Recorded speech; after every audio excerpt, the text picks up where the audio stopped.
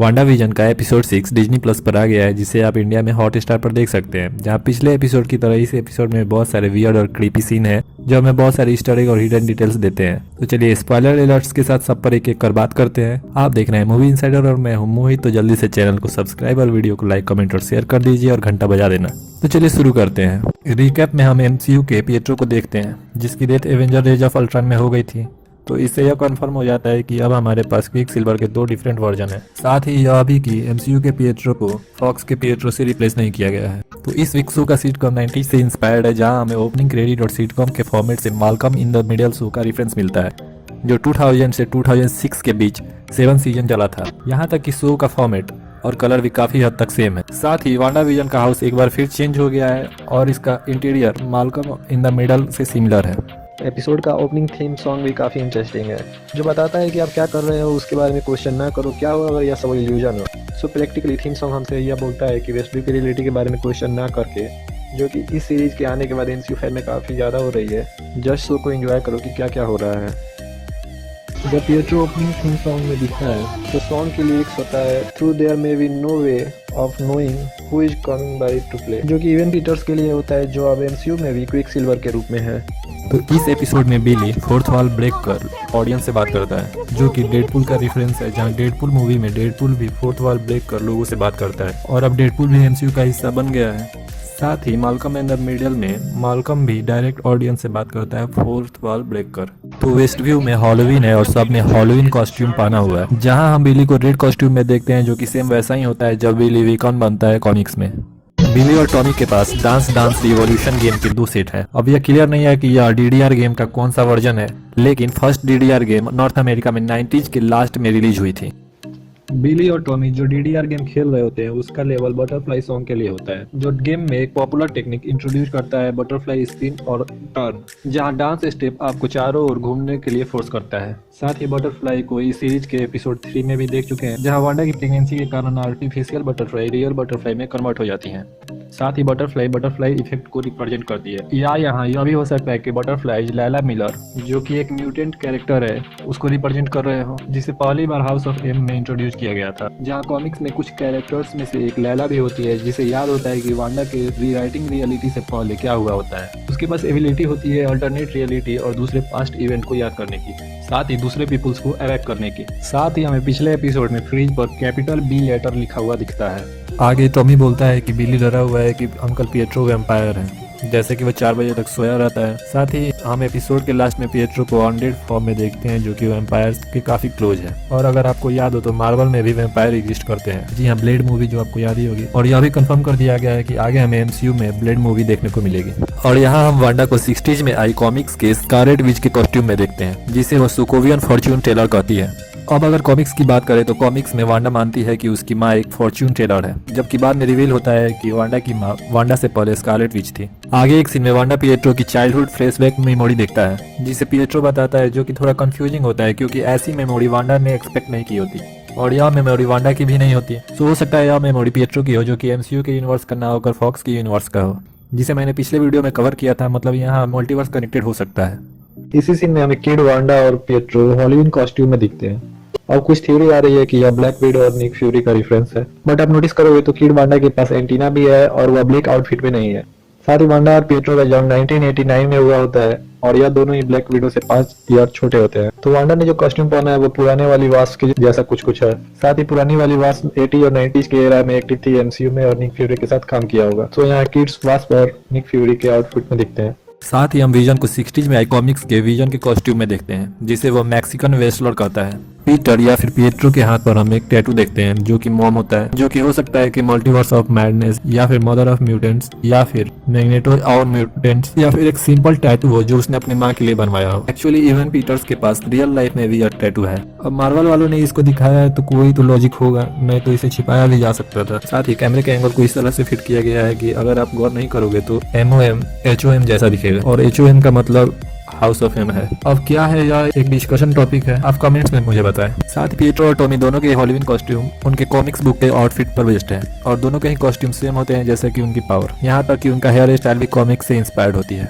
आगे क्विकसिल्वर एक पिएट्रो मजाक में ट्विंस को डेमियन स्पॉन बोलता है, जो सुनने में तो मजाक जैसा लगता है बट एक्चुअली में इसका कनेक्शन कॉमिक्स के साथ है। कॉमिक्स में स्कारलेट विच बिली और टॉमी को मेफिस्टो के सोल से क्रिएट की होती है। मेफिस्टो जो कि मार्वल में डेविल को रिप्रेजेंट करता है और जो हेल पर राज करता है। इसके साथ ही यहाँ हमें एक मिथिकल लैंड सिंग्रेला का भी पता चलता है, जो कि कॉमिक्स में एक्चुअली में एक रियल प्लेस है। इसे विजन के द्वारा फाउंड किया गया था। मार्वल मिस्ट्री कॉमिक्स इशू 45 में विजन सिंग्रेला का इमोर्टल गार्जियंस था, जिसने इटर्नल्स लाइफ के सीक्रेट को खोजा था। वांडा पिएट्रो का टेस्ट लेती है, जिसमें वो बताती है कि उनके ऑर्फेज में एक किड था और बोलती है कि हैड द स्किन थी। तो यह एक दूसरे म्यूटेंट किड टूड का रेफरेंस हो सकता है, जो कि ब्रदरहुड ऑफ इविल म्यूटेंट्स का मेंबर होता है और उनके भाई जैसा होता है। एपिसोड के एक सीन में टॉमी किक-एस से किसी चीज को डिस्क्राइब करता है और वांडा रिपीट करती है किक-एस, जो कि किक-एस मूवी का रेफरेंस है, जिसमें कुछ बच्चे सुपर हीरो कॉमिक्स से इंस्पायर्ड हो सुपर हीरो बनने निकल पड़ते हैं। तो किक-एस मूवी में लीड में एरॉन टेलर जॉनसन था, जो एमसीयू का क्विकसिल्वर था, जबकि इवन पीटर्स फॉक्स के एक्समैन का क्विकसिल्वर उसका बेस्ट फ्रेंड का रोल किया था। तो बेसिकली किक-एस मूवी में हमें दोनों क्विकसिल्वर देखने को मिलते हैं, बट अफसोस उनके पास फास्टर पावर नहीं होता। तो एक सीन में पिएट्रो और टॉमी बोलते हैं I feel the need for speed. तो यह कोट 1986 में आई टॉप गन मूवी की है और यह सिटकॉम भी 90s पर बेस्ड है। साथ ही टॉमी का सुपर हीरो नेम कॉमिक्स में स्पीड होता है, सो इस कोट को इससे भी रिलेट कर सकते हैं। जहां अभी तक प्रीवियसली सभी एड्स वांडा की लाइफ से डायरेक्टली कनेक्टेड दिखते थे, तो वहीं यह एड थोड़ा अलग है। यो मैजिक एड वांडा के अकेलेपन को दिखाता है, जैसे पहले उसके पेरेंट्स, फिर भाई और फिर इन गेम में विजन के डेथ के बाद वह अकेली हो जाती है। एपिसोड के लास्ट के एक सीन में वांडा अपने अकेलेपन के बारे में पिएट्रो से बताती भी है। साथ ही इस एड में शार्क किसी को रिप्रेजेंट कर रहा है, शायद मेफिस्टो को। जैसे एड में शार्क अकेले लड़के को हेल्प ऑफर करता है, बट वह लड़का इस स्नैक को यूज कर सरवाइव नहीं कर पाता, वैसे ही शायद यहाँ मेफिस्टो वांडा की मदद कर रहा हो, बट लड़की की तरह यहाँ यह हेल्प हेक्स की बाहर काम ही नहीं आता। मतलब वांडा रियलिटी में इसका यूज नहीं कर सकती। साथ ही स्नैक का अर्थ जलपान या भोग होता है, तो फिर हो सकता है कि कोई वांडा की मैजिक का भोग मतलब यूज कर रहा हो, या फिर वांडा किसी के मिस्टिकल एनर्जी का यूज हेक्स को बनाए रखने के लिए कर रही हो, जो उससे स्ट्रांग हो। इसके साथ ही हमें इन्फिनिटी स्टोन का भी रेफरेंस मिलता है इस कमर्शियल से, जैसा कि इस एड में दिखाया जाता है कि एक लड़का रेगिस्तानी आइलैंड में फंसा हुआ है, जिसकी अंत हमें रेड स्कल की याद दिलाती है, जो कि वॉर्मिर में अकेला होता है, जहां हमें सोल स्टोन का भी रेफरेंस मिलता है। जैसे वॉर्मिर में होकर भी red skull soul stone use नहीं कर सकता, वैसे ही यह लड़के के पास स्नेक होकर भी वह इसका यूज नहीं कर पाता। वेस्टव्यू टाउन के थिएटर का नाम कोरोनेट दिखता है, तो यह एक क्लासिक पोएम द कोरोनेट का रेफरेंस होता है, जिसे इंग्लिश पोएट एंड्रयू मार्वेल ने लिखा होता है। साथ ही वेस्टव्यू के मूवी थिएटर पर दो मूवी का नाम देखते हैं, जिसमें से पहला द इनक्रेडिबल होता है और दूसरा द पेरेंट ट्रैप। दोनों ही पिक्सर की मूवी है और पिक्सर मार्वल का पार्टनर भी है, तो टेक्निकली पिक्सर भी एमसीयू के अंदर एग्जिस्ट करता है। साथ ही यहाँ नोटिस करने वाली बात यह है कि दोनों ही मूवी सेम ईयर पर नहीं रिलीज हुई थी। जहाँ द पेरेंट ट्रैप 1998 में आई थी, तो वहीं द इनक्रेडिबल 2004 में। साथ ही इन दोनों मूवीज का कनेक्शन भी दिखता है। जहाँ द इनक्रेडिबल सुपर हीरोज की फैमिली के बारे में होता है, तो वहीं पेरेंट ट्रैप दो खोए हुए ट्विंस के फिर से मिलने से। साथ ही दोनों ही मूवीज डिज्नी मूवीज की हैं, क्योंकि 2006 में डिज्नी ने पिक्सर को खरीद लिया था। आगे जब वांडा पिएट्रो से उसकी एसेंट के बारे में पूछती है, तो पिएट्रो क्विकली काउंटर कर वांडा से बोलता है कि तुम्हारे एसेंट को क्या हुआ। और जैसा एमसीयू के फैंस के बीच वांडा की एसेंट जुग जैसी होती है, तो अब एमसीयू भी इस पर फन क्रिएट कर रहा है। तो वही अमेरिकन एसेंट यहाँ वांडा नोट करती है। यहाँ यह कंफर्म हो जाता है कि क्विकसिल्वर किसी दूसरे डायमेंशन का है, जिसको एमसीयू में डाल दिया गया है। साथ ही इवन पीटर्स, जो कि फॉक्स के एक्समैन फ्रेंचाइजी का क्विकसिल्वर है, उसका कैरेक्टर एमसीयू के क्विकसिल्वर के कैरेक्टर से काफी अलग है। जैसे कि एक्समैन फिल्म में क्विकसिल्वर का जन्म अमेरिका में हुआ होता है, तो उसकी एसेंट भी अमेरिकन होती है। आगे की सीन में पिएट्रो बोलता है shot like a champ in the street for no reason. So इसका रेफरेंस एमसीयू की पिएट्रो की डेथ से होता है, जो कि एमसीयू के द्वारा अब तक की गई सबसे वियर्डेस्ट चॉइस है। अब किसी बंदे को जो कि साउंड से भी तेज भागता है, उसे regular non super powered bullet से कैसे मारा जा सकता है। और पिएट्रो की पावर का सबसे अच्छा एग्जांपल हम एक्समैन की मूवीज में देख सकते हैं। साथ ही पिएट्रो वेस्टव्यू में मौजूद लोगों से ज्यादा सेल्फ अवेयर लगता है। यह हो सकता है क्योंकि वह कोई हिप्नोटाइज्ड रियल पर्सन ना होकर वांडा की अपनी माइंड का फिजिकल प्रोजेक्शन हो। साथ ही पिएट्रो वांडा के द्वारा बनाए गए वेस्टव्यू टाउन से भी काफी इंप्रेस्ड लगता है और वह वांडा को यह बताने से भी नहीं हिचकता कि यह सब फेक है। वह वांडा को यह भी रिमाइंड कराता है कि विजन मर चुका है। और इस एपिसोड में ट्विंस अपनी पावर भी डेवलप कर लेते हैं, जैसा कि पावर कॉमिक्स में उनके पास होता है, जहाँ टॉमी को उसकी सुपर स्पीड पावर मिल जाती है। तो एपिसोड के लास्ट में विली को उसकी सुपर पावर टेलीपैथी की, जब वह विजन को महसूस करता है, और रियलिटी रैपिंग की, जैसे वांडा के पास होती है। साथ ही वांडा बिली और टॉमी को इलिस एवेन्यू जाने से रोकती है और यह उधर ही होता है जहाँ विजन हेक्स से बाहर निकलने के लिए जाता है। साथ ही हम विजन को क्रॉस रोड पर देखते हैं और कहानियों में क्रॉस रोड अक्सर डेविल को बुलाने के लिए यूज किया जाता है। यहाँ हमें एग्निस भी दिखती है। साथ ही वैरन एलिस नाम बहुत से कॉमिक्स में यूज हुआ है और एमसीयू के बहुत से इवेंट्स में यूनाइटेड स्टेट के प्रेसिडेंट का नाम मैथ्यू एलिस है, जिसे हमने iron man 3, captain America, winter soldier और एजेंट ऑफ शील्ड में देखा है। तो हो सकता है कि उनके नाम पर इस स्टेट का नाम एलिस रखा गया हो। एपिसोड 5 में जब वांडा हेक्स से बाहर आकर ड्रोन फेंकती है तो वहाँ ड्रोन को क्लियर नहीं देख पाते, बट इस एपिसोड में हमें ड्रोन की क्लियर सीन दिखता है जिस पर स्टार्क इंडस्ट्री का लोगो होता है। इसका मतलब यह है कि हैवर्ड ने भी उसी टेक्नोलॉजी और इंडस्ट्री का यूज वांडा को मारने के लिए किया जिसका यूज उसके पेरेंट्स पर किया गया था। आगे डर्सी नोटिस करती है कि सॉर्ड और हावर्ड वेस्टव्यू में विजन को ट्रेस कर रहे हैं, न कि वांडा को, क्योंकि विजन की बड़ी वाइब्रेनियम की बनी होती है, तो वह उसकी मदद से उसको ट्रेस कर रहे होते हैं और उन्होंने इसे सभी से छुपा कर रखा है। सॉर्ड जो कि एक गवर्नमेंट बॉडी है और स्पेशली सेंटिनल वेपन्स को ऑब्जर्व करने के लिए बनाया गया है।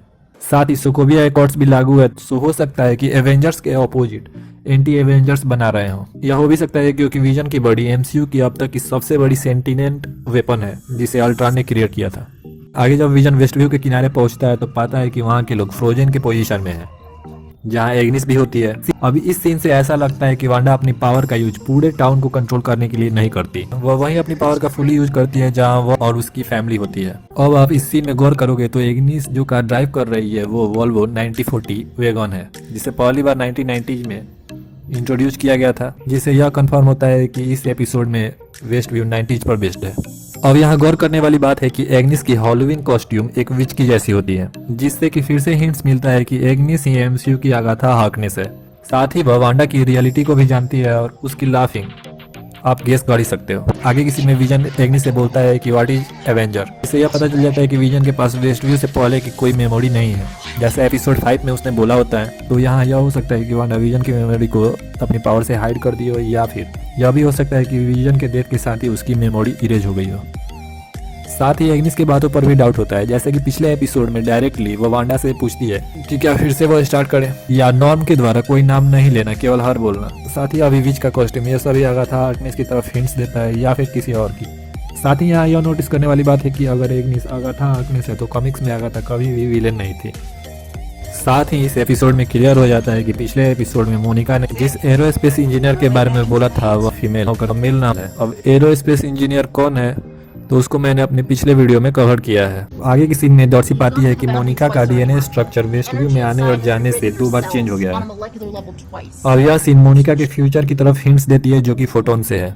साथ ही जब मोनिका का डीएनए स्ट्रक्चर चेंज हुआ है तो जो लोग वेस्टव्यू हेक्स में है उनकी भी तो डीएनए स्ट्रक्चर चेंज हुई होगी। अब यह देखना इंटरेस्टिंग होगा कि हेक्स के अंदर के लोगों में क्या डिफरेंस आती है। कहीं यह सब म्यूटेंट्स की ओरिजिन तो नहीं, क्योंकि वांडा और पिएट्रो की पावर कॉस्मिक माइंड स्टोन से मिली होती है और जितने भी लोग हेक्स के अंदर हैं उन पर भी वांडा के द्वारा कॉस्मिक पावर मैजिक के रूप में होता है। सो हो सकता है हेक्स से बाहर निकलने के बाद सबके पास कुछ पावर हो जो एमसीयू में म्यूटेंट्स को एस्टेब्लिश करे।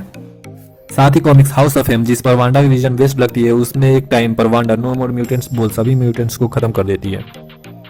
तो यहाँ शायद उसका उल्टा ही वांडा ही सभी म्यूटेंट्स को एमसीयू में लाए। आगे हम डर्सी को बहुत सारे फोल्डर्स को स्क्रॉल करके देखते हैं जिसमें से एक प्रोजेक्ट का नाम प्रोजेक्ट C4113 होता है। अब 113 पहली बार कोई वांडा विजन में नहीं आया है या एवेंजर इशू 113 का रेफरेंस हो सकता है, जिसके कवर पर स्कारलेट विच और विजन को फीचर किया गया था, जिसमें स्कारलेट विच बोल रही होती है कि दुनिया को विजन की डेथ का कीमत चुकानी होगी।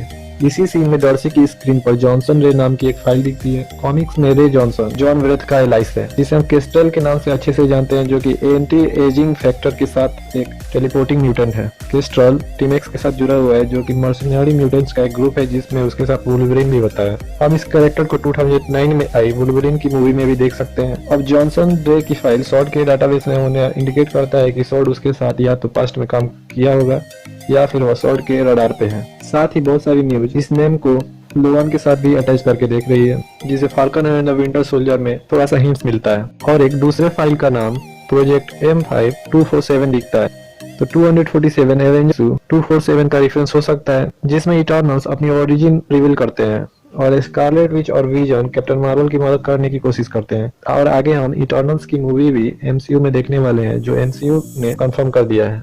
साथ ही एक सीन में हम स्पाइडरमैन मास्क को भी देख सकते हैं, जो कि स्पाइडरमैन के टिपिकल आउटफिट से अलग फेमस ब्लैक कॉस्ट्यूम होता है। साथ ही हम मास्क के चारों तरफ फायर जैसा भी देख सकते हैं, जो कि स्पाइडरमैन की कॉमिक्स वन मोर डे का रेफरेंस है, जिसमें पीटर पार्कर एंड मैरी की जान बचाने के लिए डेविल से डील करता है। पिएट्रो के कुछ डायलॉग्स स्ट्रॉन्ग मेफिस्टो एनर्जी की तरफ हिंट्स करता है, जैसे अनलेस हेल डेमन स्पॉन या the kids need a father figure, या फिर if West View New Jersey is not charming as hell. यह सभी ही मेफिस्टो या किसी अदर सिनिस्टर फोर्स की तरफ इशारा करती हैं। डर्सी जब हेवर्ड की फाइल हैक कर रही होती है तो वह मिकी माउस वॉच पानी होती है। अब भैया डिज्नी और मिकी माउस के कनेक्शन को बताने की मुझे तो कोई जरूरत नहीं लगती। जब मोनिका और जिमी वो मिस्टीरियस इंजीनियर फ्रेंड से मिलने जाते हैं तो डर्सी वहीं रुककर हेवर्ड की फाइल को हैक करने की कोशिश करती है, तो उसे एक कैटरेक्ट नाम का फाइल मिलता है और वह चौंक जाती है। और मार्वल कॉमिक्स या MCU में कैटरेक्ट जैसा कुछ है नहीं। कैटरेक्ट फाइल को ओपन करने पर वह हेवर्ड का नाम मिलता है और आइज ओनली लिखा दिखता है। अब अगर हम मेडिकल टर्म में देखें तो कैटरेक्ट का अर्थ होता है मोतियाबिंद, जिसमें आंखों की रोशनी कम हो जाती है और धुंधला दिखाई देने लगता है। बट इसका मतलब यह नहीं कि यहाँ MCU में मोतियाबिंद का जिक्र चल रहा है। यहाँ इसका मतलब यह हो सकता है कि सॉर्ड एक वेपन डेवलप कर चुका है, जो कि स्पेशली विजन को या तो कंट्रोल कर पाए या हार्म पहुंचा पाए, जो कि तब हुआ होगा जब विजन की डिसेंबल बॉडी लैब में थी।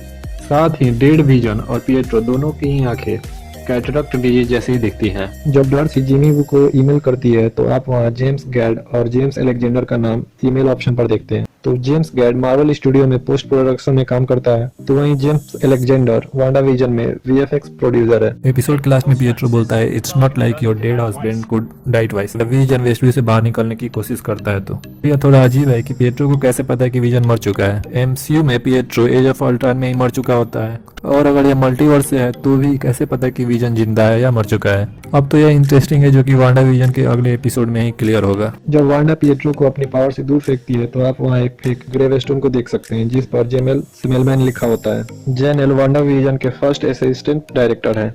हॉलोवीन पार्टी में जब वांडा पिएट्रो पर अपनी पावर यूज करती है तो हम वहाँ स्क्रीन पर एक ब्लैक एंड व्हाइट मूवी चलता देखते हैं, जो कि classic horror movie night of the living dead होती है। जब विजन एक से बाहर निकलने की कोशिश करता है तो हमें यह सीन इन्फिनिटी वॉर की याद दिलाती है, जहाँ वो अपने मेज पर बैठा होता है और वांडा उसकी माइंड स्टोन डिस्ट्रॉय कर रही होती है। तो ठीक